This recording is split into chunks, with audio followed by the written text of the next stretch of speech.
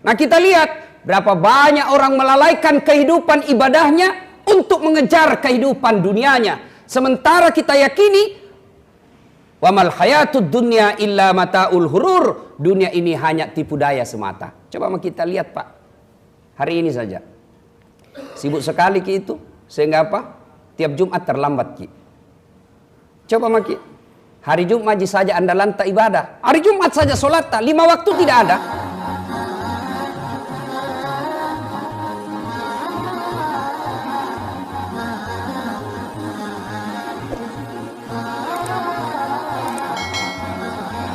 Ma'asyiral muslimin, sidang jamaah sholat Jumat yang insya Allah dimuliakan dan dirahmati oleh Allah Subhanahu wa Ta'ala. Setelah kejadian Perang Badar, di mana kemenangan berada di tangan umat Islam pada tahun Hijriah, di tahun ketiga, kaum Quraisy, kafir-kafir Quraisy yang ada di Mekah ingin melakukan pembalasan dendam, ingin mengangkat marwah kafir Quraisy pada waktu itu. Maka mereka melakukan serangan balik di tahun ketiga Hijriah. Seluruh kekuatan kafir Quraisy dia gabung. Maka datanglah mereka ke Madinah ingin membalas dendam. Pimpinan pada saat itu Perang Badar dipimpin oleh Abu Sufyan yang tak lain adalah sepupu satu kalinya Nabi, dan panglima perangnya salah satu diantaranya adalah Khalid bin Walid. Saudara sekalian yang saya hormati, pada saat itu Rasulullah Sallallahu Alaihi Wasallam membawa pasukan sebanyak 1.000 orang, sementara kafir Quraisy membawa pasukan 3.000 orang. Dalam perjalanan menuju ke Jabal Uhud atau Gunung Uhud, di perjalanan di tengah jalan ternyata dari 1.000 pasukan Rasulullah ada 300 orang yang membelot, ada 300 orang yang kembali yang dipimpin oleh Abdullah bin Ubay. Abdullah bin Ubay mengambil 300 pasukannya dan menyatakan diri mundur, tidak membantu Rasulullah padahal tadinya ingin membantu. Inilah kaum munafik yang tadinya mengimani Rasulullah. Dalam perjalanan menuju medan perang, 300 orang dia pengaruhi lalu kembali ke Madinah, sehingga Rasulullah pada saat itu tinggal lagi 700 orang akan berhadapan dengan 3.000 orang. Dalam 3.000 orang ini lengkap pasukannya, termasuk perempuan ada di dalamnya, kafir-kafir Quraisy yang dipimpin oleh Hindun yang tak lain adalah istrinya Abu Sufyan. Hindun ini melakukan pembalasan dendam. Bapaknya meninggal pada Perang Badar, suaminya meninggal pada perang, sepupu sekalinya meninggal pada Perang Badar, termasuk saudara kandung kakak laki-lakinya. Maka datanglah mereka, dan pada saat itu Rasulullah Sallallahu Alaihi Wasallam diyakinkan oleh kaum muda. Kira-kira kalau zaman sekarang kaum milenial, ya Rasulullah, kita sambut di luar kota, jangan kita perang di Madinah. Kenapa? Kalau kita perang di Madinah, kaum perempuan jadi korban, anak-anak jadi korban. Lalu bagaimana? Sahabat-sahabat muda mengusulkan kita sambut mereka supaya mereka berpikir kita tidak gentar atas pasukan mereka. Maka disambutlah. Di perjalanan ini 300 orang mundur dipimpin oleh Abdullah bin Ubay, tapi Rasulullah tetap melanjutkan dan terjadilah peperangan di Jabal Uhud. Kalau kita kenal dengan perang Uhud, Rasulullah berpesan kepada 50 kaum pemanah. Ya kalau kira-kira sekarang perang modern, sniper. 50 pemanah jitu ini dinaikkan ke dalam gua Uhud, Gunung Uhud. Kalau Bapak pergi umroh, ada di atas bukit-bukit itu, Rasulullah berpesan kepada 50 orang ini, menang atau kalah, jangan kau tinggalkan ini. Apapun yang terjadi, kalian tidak boleh tinggalkan tempat. Majulah ke medan perang. 700 melawan 3.000. Berkat strategi perangnya Rasulullah, alhamdulillah kocar kacir pasukannya Khalid bin Walid. Waktu itu belum masuk Islam. Pedang dikalahkan oleh panah. Akhirnya kocar kacir pasukannya. Apa yang terjadi? Ketika sahabat melihat yang ada di atas bukit ini, melihat kemenangan sudah ada di bawah, sahabat-sahabat memperebutkan ghanimah atau harta rampasan perang. Terbujuklah 50 orang ini. 50 orang ini meninggalkan pesan Nabi, melupakan pesan Nabi. Ajak nusalai, jangan kau tinggalkan bukit ini apapun yang terjadi. Menang atau kalah jangan tinggalkan. Tapi apa hendak dikata, godaan dunia terlalu membius mereka. Akhirnya apa? 41 sahabat turun meninggalkan bukit Uhud, tinggallah 9 pemanah. Melihat kekuatan ini tinggal 9 yang ada, sniper yang ada, Khalid bin Walid melihat peluang menang. Akhirnya apa? Khalid bin Walid putar balik pasukannya, kemudian menyerang umat Islam dari belakang.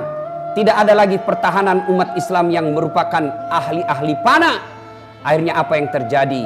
Tadinya Islam sudah menang, tapi karena tergoda harta ghanimah, harta rampasan perang, meninggalkan perasaan Rasulullah, terbalik keadaan. Kaum Quraisy yang dipimpin oleh Abu Sufyan berhasil mengocar-acir pasukan orang Islam. Rasulullah sallallahu alaihi wasallam kemudian terpukul mundur, dikejar. Bahkan Rasulullah dalam riwayat ada isu yang beredar, Rasulullah wafat. Abu Bakar loyo, Ali bin Abi Thalib pun sudah mulai turun semangatnya. Tapi ada Anas yang memberikan semangat kembali. Saudara-saudara sekalian, apakah ketika Rasulullah wafat kalian kendor semangatnya? Ayo mari kita susul. Ada 2 pilihan kebaikan. 2 pilihan kebaikan, satu di antaranya yang harus kita pilih. 2 pilihan kebaikan, apa itu? Menang atau mati syahid. Mereka bangkit semangatnya. Lalu seorang sahabat Rasulullah sallallahu alaihi wasallam, saudara-saudara sekalian, dia datang. Lalu sahabat ini mengambil bendera itu. Dia mengambil bendera, lalu dia angkat. Lalu dia bertakbir, Allahu Akbar, Allahu Akbar, Allahu Akbar. Apa yang terjadi? Bendera ini yang kita kenal sekarang dengan nama Al-Ra'ya atau Al-Liwa. Bendera ini merupakan simbol persatuan. Lalu dia berteriak. Sahabat ini berteriak. Namanya Mus'ab. Dia berteriak, saudara-saudara sekalian, Rasulullah tetap hidup. Rasulullah masih berada di tengah-tengah kita. Sahabat kemudian berbondong-bondong menuju ke arah bendera itu. 12 di antara sahabat yang mengawal Nabi. Tapi apa yang terjadi? Anak muda yang memegang bendera ini, ya, kemudian ditebas tangannya. Tangan kanannya putus. Kemudian dia pegang tangan kirinya, tetap mempertahankan bendera tauhid itu sebagai persatuan umat Islam. Ditebas pula tangannya, putus kanan, putus kiri. Lalu tangan kedua-duanya yang sudah tidak ada jarinya, dia pegang bendera persatuan itu, yang kalimat tauhid. Lalu orang yang melihat kafir Quraisy ini, dia sadar bahwa bendera ini adalah simbol kemenangan orang Islam. Bendera ini merupakan simbol persatuan umat Islam. Setelah dia lihat mushaf ini, dia pegang, lalu ditombak dadanya, meninggal dunia. Sahabat pada saat itu kocar kacir, termasuk yang jadi korban pada saat itu Hamzah radhiyallahu an, paman Rasulullah sallallahu alaihi wasallam. Begitu jengkelnya Hindun, dia iris telinganya, dia belah dadanya, dia ambil jantungnya Hamzah, dia gigit. Tapi dengan izin Allah, Hindun tidak bisa melukai jantung Hamzah. Rasulullah melihat sendiri dengan mata kepala pamannya, diiris telinganya, dibuka dadanya, diambil jantungnya. Rasulullah hanya sedih melihat kejadian ini. Setelah perang selesai, sahabat ingin mengejar, kafir-kafir Quraisy ingin mengejar naik ke bukit Uhud, tapi sahabat sudah berkumpul di situ. Akhirnya kafir Quraisy mundur dan melakukan pesta kemenangan kembali ke Mekah. Ketika selesai perang, Rasulullah sallallahu alaihi wasallam kemudian melihat korban-korban perang. Salah satu di antara korban perang tadi adalah sahabat Nabi, anak muda yang putus kedua tangannya. Kemudian Rasulullah sallallahu alaihi wasallam melihat anak muda ini sambil meneteskan air mata dan berkata, "Mus'ab, kamu pemuda yang paling gagah di Madinah. Tidak ada yang kalah-kalah gagah kamu. Rambutmu selalu rapi, pakaianmu selalu bersih. Hari ini engkau menghadap kepada Allah Subhanahu wa taala." Begitu dukanya Rasulullah, kemudian Rasulullah menyuruh para sahabat tutup badannya. Tapi sayang seribu sayang, kain yang menutup tidak cukup. Ditutup kepalanya, kelihatan kakinya. Ditutup kakinya, kelihatan kepalanya. Akhirnya Rasulullah memilih tutup dengan kain kepalanya. Kakinya ambil ke semak-semak, tutup semak-semak kainnya, kakinya. sidang Jumat yang saya muliakan, ini kisah perang Uhud. Kejadiannya 1400 tahun yang lalu. Tapi bisa jadi kejadian ini akan terulang dalam arti sifat-sifat manusia. Apa sifat-sifat manusia yang kita pelajari dalam perang Uhud ini? Satu, ternyata di tengah-tengah kita ada kafir Quraisy, ada kaum-kaum munafikun. Siapa? Yang diwakili oleh Abdullah bin Ubay. Sudah perjalanan menuju medan perang, ternyata ada godaan. Akhirnya apa? Berkhianat. Dan tidak sedikit di antara kita meninggalkan amanah Rasulullah. Ketika sudah di atas medan perang, ketika sudah di Jabal Uhud, Rasulullah berpesan, apapun yang terjadi, jangan kau tinggalkan tempatmu. Ternyata godaan dunia datang, akhirnya menyilaukan mata. Apa yang terjadi? Kita ini godaannya apa? Jabatan. Kita ini godaannya apa? Dunia. Dunia itu godaannya apa? Harta, pangkat, jabatan, wanita. Nah, kita lihat berapa banyak orang melalaikan kehidupan ibadahnya untuk mengejar kehidupan dunianya. Sementara kita yakini, wa mal hayatud dunya illa mataul hurur. Dunia ini hanya tipu daya semata. Coba kita lihat, Pak. Hari ini saja. Sibuk sekali itu. Sehingga apa? Tiap Jumat terlambat ki. Coba maki. Hari Jumat saja Anda lantak ibadah. Hari Jumat saja solat, 5 waktu tidak ada. Hari Jumat saja. Lalu itu pun paling terlambat datang, paling cepat pulang. Coba maki lihat nanti yang terlambat ini. Pasti itu tonjol paling cepat pulang. Dunia kita kejar. Kecil buat Allah kasih kita dunia. Kecil. Tapi bagaimana Allah mau kasih kalau sholat Jumat saja kita selalu terlambat. Dan anehnya kita merasa tidak malu. Tiap Jumat kita selalu terlambat. Selesai sholat Jumat kita langsung lompat. Padahal saudara-saudara sekalian, dunia ini hanya tipu daya semata. Kalau di dunia Pak susah, insya Allah tidak susah selama-lamanya. Pegawai Bank BNI dikasih pindah ke Selayar. Bapak tidak suka pensiun dini, tidak ada urusan. Ya, dikasih pindah ke pulau yang sangat terpencil. Sudah, saya pensiun dini, tidak ada urusan, berhenti. Saya pulang kampung jadi petani, tidak kenapa. Tapi kalau bapak sudah masuk kubur, senang tidak senang, mantang kau bos. Lalu berapa banyak orang yang kejadian seperti ketika perang Uhud. Gara-gara ghanimah harta rampasan perang, perintahnya Rasulullah ditinggalkan. Dia kejar dunia. Dia lupa akhiratnya. Solatnya tidak beres. Ini yang selalu saya istilahkan. Setengah mati cari uang. Dari pagi sampai malam dia cari duit. Alhamdulillah, karena capek dia lapar. Tapi alhamdulillah lagi, setelah lapar ada duit tahu nak dapat. Anehnya setelah ada duitnya dia pergi beli nasi bungkus. Tapi gilanya setelah dia dapat nasi bungkus, nasinya dia buang, bungkusnya dia makan.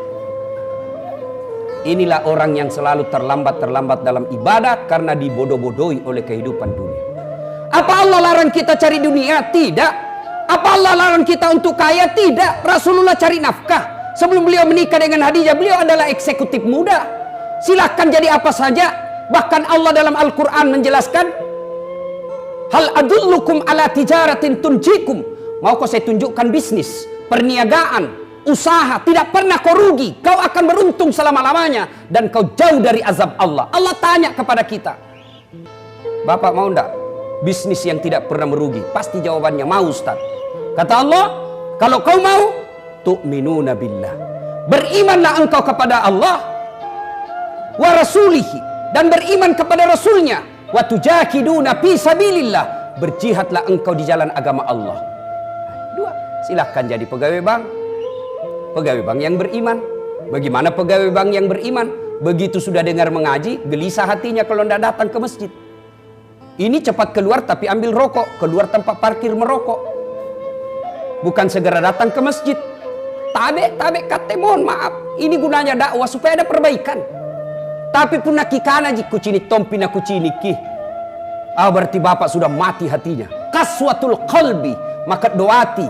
Ini yang Allah sindir dalam Al-Quran. Wa thawa'un alaihim a'anzartahum Am lam tunzirhum la yu'minun. Kau sampaikan ayat Allah atau tidak, kau ceramai atau tidak, kau sampaikan nasihat atau tidak, sama saja. Singkam malik baji, la yu'minun, mereka tidak akan beriman. Nauzubillah min zalik.